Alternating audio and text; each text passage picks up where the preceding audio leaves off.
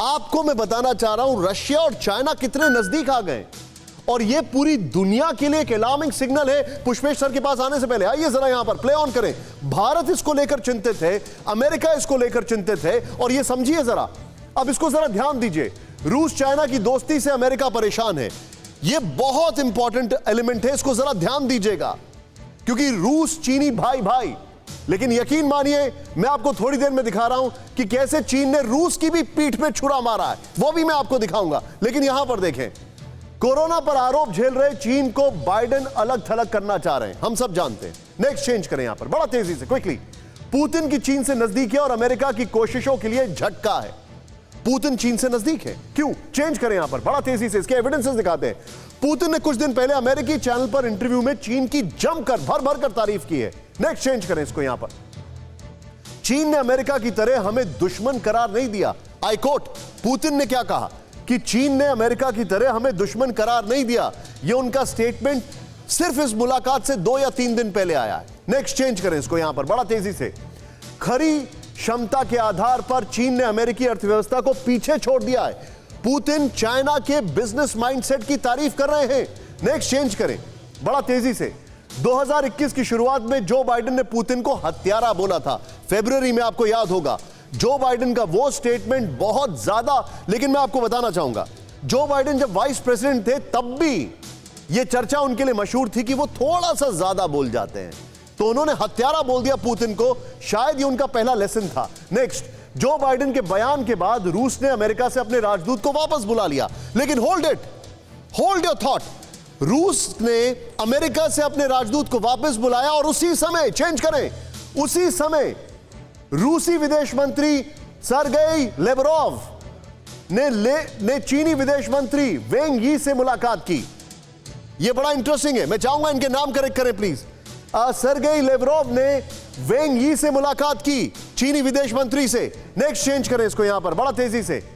तब रूस चीन ने फैसला किया वो दोनों अमेरिका के ऊपर निर्भरता को कम करेंगे। रूस और चीन ने फैसला किया कि वो दोनों अमेरिका की निर्भरता पर कम करेंगे। होल्ड करें बीच में। रूस चीन ने यह भी फैसला किया कि पश्चिमी बैन के खिलाफ, वेस्टर्न सैंक्शंस के खिलाफ वो एकजुट होंगे और आवाज बुलंद करेंगे। मैं चाहूंगा इस ग्राफिक्स के साथ यहां पर तुरंत पुष्पेश सर के पास आए। पुष्पेश सर, क्या यह समझा जाए कि इस मुलाकात के बाद यह एक्सपेक्ट करना कि रशिया चाइना के खिलाफ जाएगा या चाइना से अपना एक तरीके से कहा जाए एक और मोर्चा खोलेगा, यह एग्जैजरेशन होगा?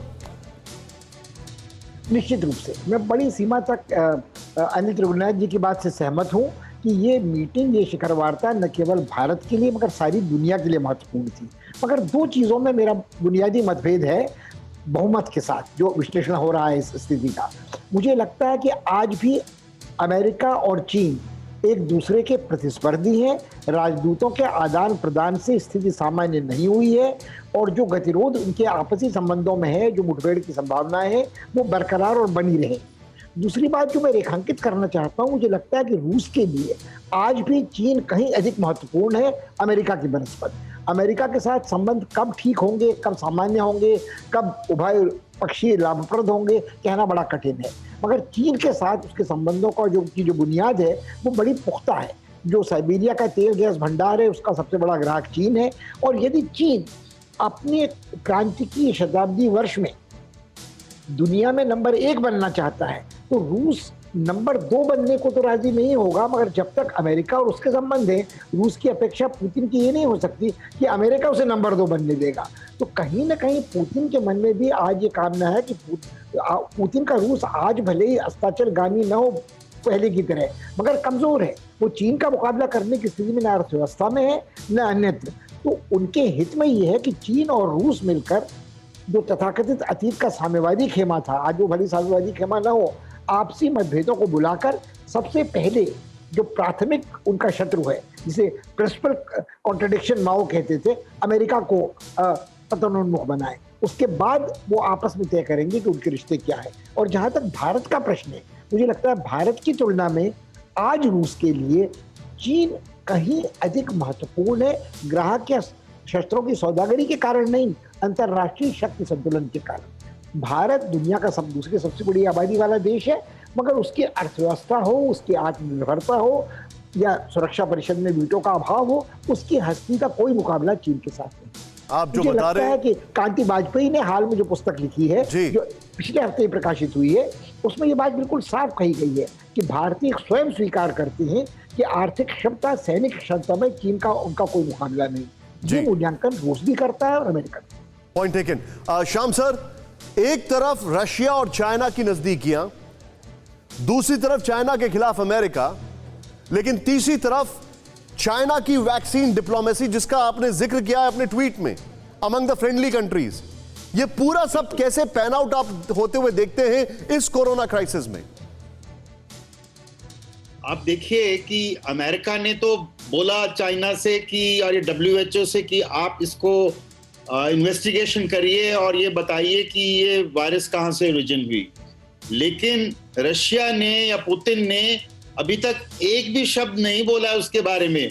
तो ये इस बात की जो नज़दीकियां हैं, इस बात का एक अंडरस्टैंडिंग हमें समझ में आ रहा है। नंबर 1, मैंने ये लिखा कि चाइना का देखिए बहुत दबदबा है बहुत इकोनॉमीज के ऊपर, क्योंकि वो सस्ता माल बना के बेचता है और उसको सारी दुनिया पे कब्जा करने की एक एम्बिशन है।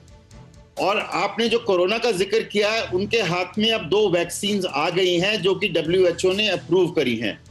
तो वो ये वैक्सीन को एक हथियार की तरह यूज कर रहे हैं और करेंगे भी, चाहे वो बांग्लादेश है, चाहे वो पाकिस्तान है, चाहे वो श्रीलंका है और दूसरे अफ्रीकी और दूसरे साउथ अमेरिकन जो गरीब नेशंस हैं। तो ये अपनी तरफ स्टेट्स को और कंट्रीज को टिल्ट करेंगे by using this particular vaccine as an arsenal. तो चाइना एक बहुत ही तेज कंट्री है, वहां पे मेहनती लोग बहुत हैं, चाहे वो डंडे से करते हैं लेकिन काम तो करते हैं। और आप उन्हीं से जो है व्यापार करते हैं, चाहे आप हैं चाहे यूरोप वाले हैं, इवन अमेरिका वाले भी व्यापार करना चाहते हैं। व्यापार तो कम हो नहीं रहा है। तो चाइना जो है वो अपना इमेज भी सुधारना चाहता है और अपना दबदबा भी बनाना चाहता है। आप जो बता रहे हैं तो ये बहुत जो शातिर हैं शी जिनपिंग जो है, जो चाइना के प्रीमियर हैं। राइट। और यहाँ पर सबसे एम्बैरेसिंग बात है कि एक वैक्सीन जो है सर, उसकी एफिकेसी 50% है ब्राजील में, और चाइना की दूसरी वैक्सीन की एफिकेसी 53% है चिली में। और उसके बाद भी WHO ने कहा प्लीज गो अहेड, लगाओ दुनिया को, 50% माल तो तुम्हारा काम कर ही रहा है। फिक्र आपकी, सोमवार से शुक्रवार रात 9 बजे सिर्फ TV9 भारतवर्ष पर।